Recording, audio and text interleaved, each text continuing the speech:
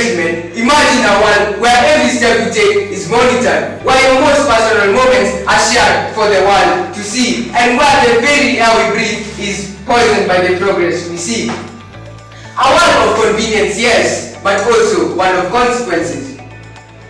Technology has undoubtedly made our lives easier, but at what cost?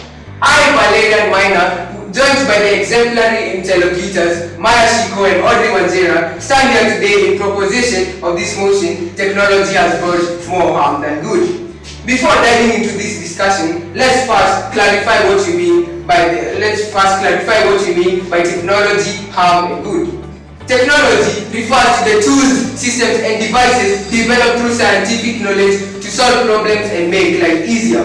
Harm refers to the negative, damaging, and detrimental effects.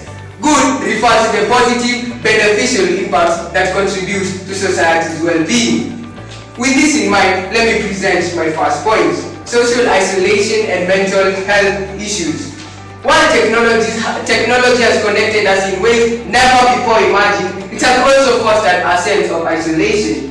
Social media, for instance, allow us to connect with thousands of people across the globe. But ironically, it's also contributing to an alarming rise in loneliness and depression. Ladies and gentlemen, honorable judge and my esteemed opponents, I stand in front of you today to firmly propose the motion, technology has brought more harm than good. On to my first point, environmental destruction and electronic waste. The rapid development of technology has led to excessive resource consumption, pollution, and environmental degradation. The production of electronic devices requires significant amounts of rare metals, water, and energy, leading to resource depletion. Furthermore, electronic waste, also known as e-waste, is one of the fastest growing environmental hazards. According to the Global E-Waste Monitor, in 2022, the world generated approximately 62 billion kilograms of electronic waste, and yet only 22.3% of it was officially collected and recycled. The remaining waste, often dumped in landfills or illegally exported to developing countries, releases toxic substances such as lead, mercury, and cadmium, which contaminate soil and water sources. E-waste is a ticking time bomb, poisoning the planet with every discarded gadget. On to my second point,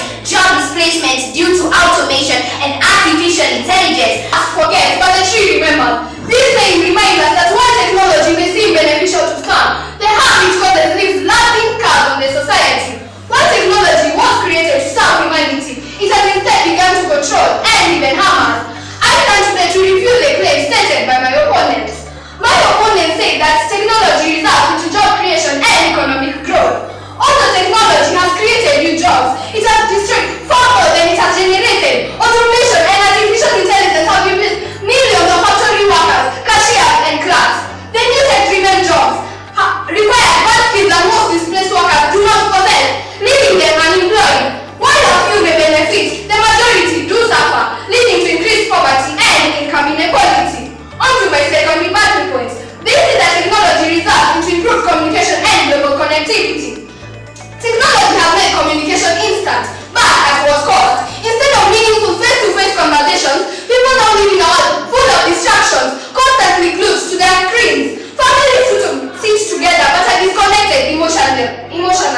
And social media is filled with fake news, cyberbullying, and superficial relationships. True human connection has been replaced by digital addiction and loneliness. On to my third rebuttal point. This is that technology results into advancements in healthcare and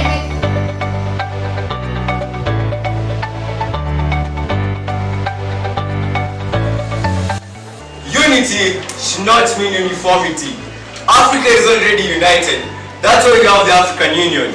And this is what uniformity does to you. All of our fingers are different.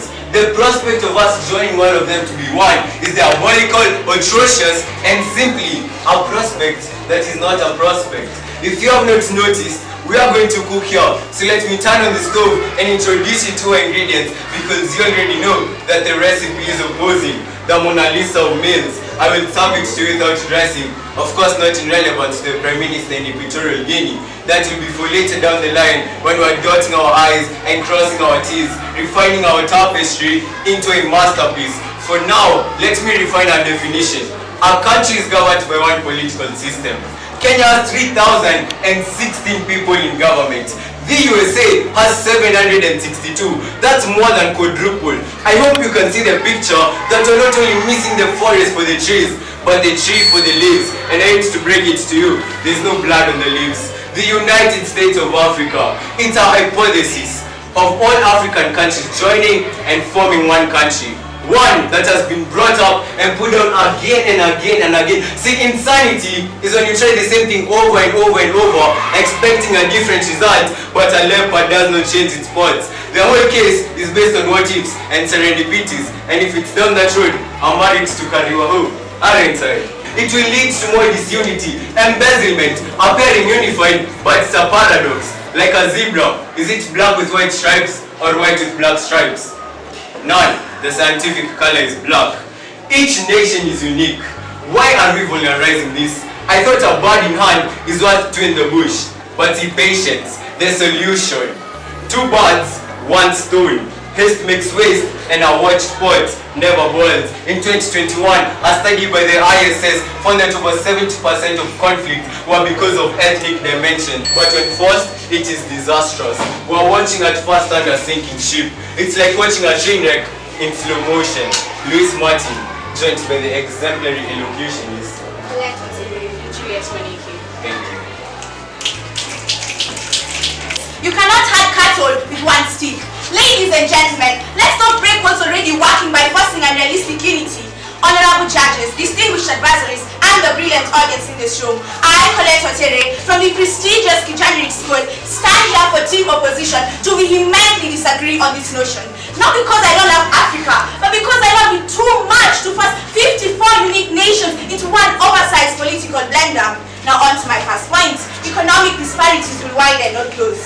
African unity sounds great, but let's face it, the economic gap is a canyon, not a crack. Take Nigeria, one of the largest economies in Africa, is standing tall like a baobab tree, while countries like Malawi and Burundi are struggling like seedlings in their shade. While North Africa thrives in renewable energy, with Morocco's North Azaz the largest in the world. A single political system might overlook these regional strengths by trying to centralize policies. And as Kwame Nkrumah, a Ghanaian political theorist, politician, and revolutionary once said, we face neither east nor west, we face forward. Africa's future lies in empowering its regions, not blending them into one indistinct unity. As I conclude, ladies and gentlemen, Africa's strength isn't in squeezing everyone into one pot. It's about letting each region cook its own delicious dish. After all, a bird doesn't change its feathers when the weather is bad. Forcing unity is like planting bananas in the desert, useless and frustrating. Our regions are thriving, trade is booming, and collaboration is working. Why break what's already winning? Thank you. The House thanks that speaker for that speech. We now welcome the third speaker, team proposition. A fish and a bird may fall in love, but where shall they build their home? Similarly, forcing 54 vast African nations into one United States of Africa is like trying to stay for water, it simply won't hold. Ladies and gentlemen, my esteemed audience and the prestigious judges, the opposition have tried to paint a rosy picture on unity, but I am here to tell you and remind you that you should never, and I emphasize, never confuse wishful thinking for reality. Now let's buckle up because it's time to let them separate fantasy from facts. On to my first rebuttal, as they are all emphasizing on. They said that African unity will make it a global powerhouse. Ah yes, because shouting unity will instantly transform us into a global powerhouse. So by this logic, we would be shouting Mercedes-Benz, and having that magnificent car appear outside our doors. We can't even trust some of our leaders to count election votes properly. And now we want the exact same leaders to count the interests of over 1.4 billion people. I add this to be as wise as Solomon and refuse to be lied to. As Kwame Nkrumah once said, revolutions are brought about by men who think as men of action and men who act as men of thought. But tell me, do Africa's current leaders think about democracy, fairness, justice, or do they just think about Swiss bank accounts and private jets? As I conclude, judges, as Kamau Wangegi, or as history better remembers him as Mzee Jomo Kenyatta once said, when the missionaries arrived to Africa, the Africans had the land and the missionaries had the Bible. They came and taught us how to pray with our eyes closed, and when we opened our eyes, they had the land and we had the Bible. And after all this in consideration, the opposition wanted to throw dust into our eyes and make us blind once again. I urge us to be as wise as Solomon and refuse to be lied to. I was the speaker, Juliet Paniki from Kijani School. Thank you for your time.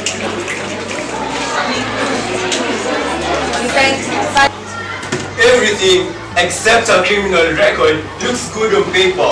So yes, the teeth are smiling, but in the hearts, judges, you cannot unite people who are hungry, suffering, and lacking stability, because power corrupts, and absolute power corrupts absolutely. For the sake of my safety, I won't mention any names. I hate to be the dad of this debate, but no! Africa should not unite. I mean, with leaders like the infamous Balthazar Igonga, former Prime Minister of Equatorial Guinea, economic disparities and political instability, we are done cooking. The meals are ready, the I's are dotted, the T's are crossed. Our tapestry is finally a masterpiece, and only one team has served it to you on a silver platter. Unequivocally, the better meal is ours. Let it die to let all of them live. Knowing when to walk away is wisdom. Doing so is courage. Louis Martin, in pursuant to law doctrine. The debate has moved at a sonic speed, and it's not ironic how their case is psychotic and ours is iconic. Thank you.